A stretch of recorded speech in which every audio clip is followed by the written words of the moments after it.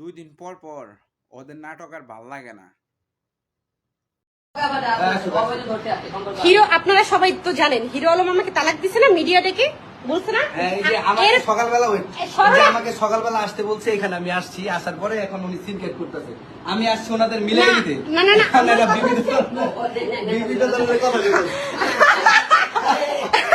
আমাকে তো তালাক দিছে সে, কাছে কেন সে, সে কেন আমার কাছে দেখে হিরো আলম পাগল তালাক।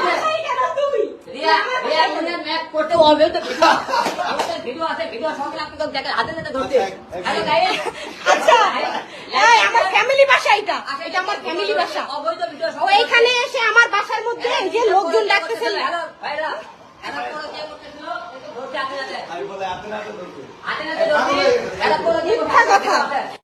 পুরো দেশবাসী লেখে ডাক দে, পুরা দেশবাসী ডেকে সে আমাকে তালাক দিছে, সে আমার বাসায় কেন এখন? এই দেখেন হিরো আলম আমার বাসায় কেন বলেন? রিয়া ওরা তো সত্যি করতে ভিডিও সঙ্গে ভিডিও সঙ্গে আমাকে তালাক দিছে তাই না?